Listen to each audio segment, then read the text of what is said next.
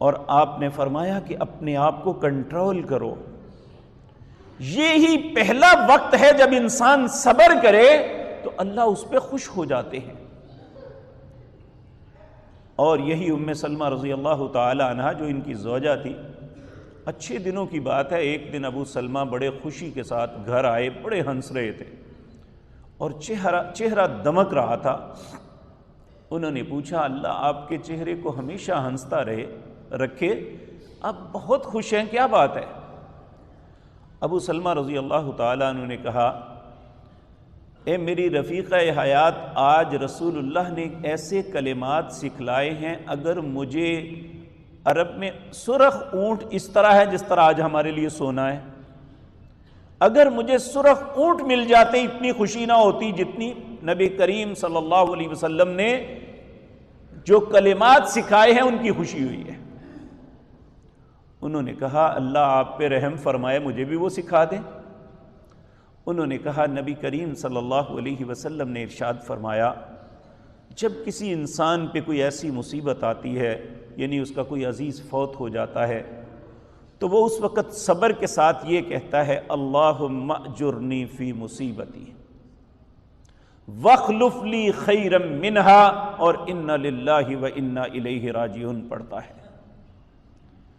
تو اللہ رب العزت اس یعنی جو نقصان ہوا ہے اس نقصان کا ازالہ بھی کرتا ہے اور اس سے بہتر نعم البدل بھی دیتا ہے. ام سلمہ رضی اللہ تعالیٰ عنہ کہتی ہیں میں نے یاد کر لیا، اللہ کی شان کے کچھ دن بعد میرا خامد ابو سلمہ ہی فوت ہو گیا، اور جب وہ فوت ہوئے تو میں نے بے اختیار جو بات یاد کی ہوئی تھی اسے فوراً پڑھا انا للہ و انا الیہ راجعون اللہم اجرنی فی مصیبتی واخلف لی خیرا منہا. اے اللہ یہ جو مصیبت مجھے پہنچی ہے اس کا اجر دے اور اس کا بہتر نعم البدل دے. ام سلمہ کہتی ہیں جب میں نے یہ پڑھ لیا پھر خود ہی میرے ذہن میں خیال آیا ام سلمہ یہ تو نے کیا کہہ دیا؟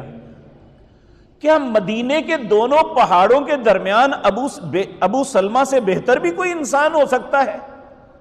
کیونکہ یہ ایک فطرت ہے کہ جس بیوی کا خامد پیار کرنے والا اور اس کا احترام کرنے والا، اس کے معاملات کو پورا کرنے والا اور زندگی کے اچھے دن گزرے ہوں، اس کے لیے دنیا میں اس سے بہتر انسان کوئی نہیں ہوتا. انہوں نے کہا میں نے کیا کہہ دیا؟ پھر وقت گزرا، جب ان کی عدت ختم ہوئی تو نبی کریم صلی اللہ علیہ وسلم کی طرف سے پیغام نکاح آیا. تو جب آپ کی زوجہ بن گئی تو کہا کرتی تھی واقعتاً میرے رب کی فیصلے سب سے اونچے ہیں جو انسان کی عقل میں نہیں آ سکتے. میں سمجھتی تھی ابو سلمہ سے بہتر کون ہو سکتا ہے، مجھے اللہ نے ساری کائنات سے بہتر انسان عطا کر دیا.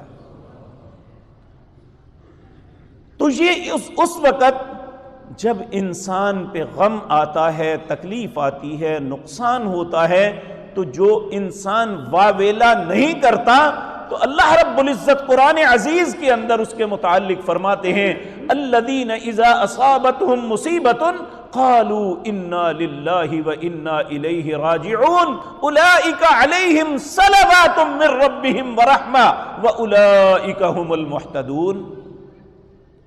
وہ لوگ جن پہ کوئی مصیبت آتی ہے کہتے ہیں قالو کہتے ہیں انا للہ، یہ جو کچھ تھا اللہ کا تھا جو لے گیا، وَإِنَّا إِلَيْهِ رَاجِعُونَ میں بھی اللہ کا ہوں مجھے بھی لے سکتا ہے.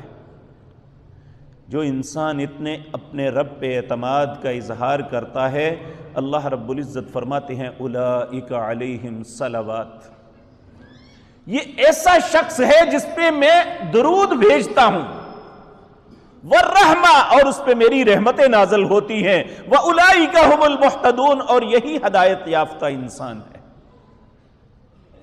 اس لیے میرے عزیز بھائیو یہ ایک